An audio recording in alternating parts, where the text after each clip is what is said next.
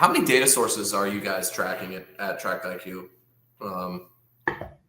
We have over 200 data sets within TractIQ. So, not just storage, not just these demand drivers, but demographics, the traffic counts, all these kinds of things, have it in one place. So you can very quickly understand if a facility makes sense, or you can actually target properly.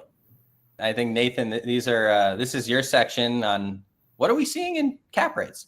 Yeah, no, I appreciate that. And I guess to go back, you don't have to move slides, but I mean, to let you into my world, and similar if you're a buyer or a seller, I think the hardest part of our underwriting and our process is this comment on rates. Okay, what are the asking rates? What are the achieved rates? What are the comps asking and achieved rates? A lot of that data, you may have some of it, you may not have all of it. So I think it's always been part of the trickiest part. I think a lot of people just say we're grabbing someone's P&L and slap a 6.5 cap on it because it sounds good. But I mean, the real tough part about pricing, whether it's for a seller to really see where we can push and what the true value is, or if you're a buyer, is really understanding the rate and, okay, what is it today and what was it a year ago, and can it get to X 10, 12 months down the road, or is it going to be hard to get there because of everything else in the market? So I think that slide that Noah hit on and that just clump of data is probably the most important, and always the most challenging to really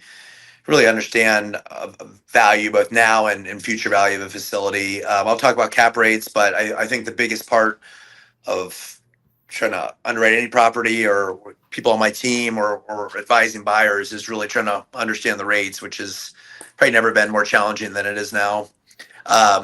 I'll piggyback on that really quick, because you mentioned just throw a 6.5 cap on the NOI and call it a day. If the seller does not have a management company, does not flow any expenses through that Peter and White Label would have to make sure they can manage the property in the way that hits your goals, right?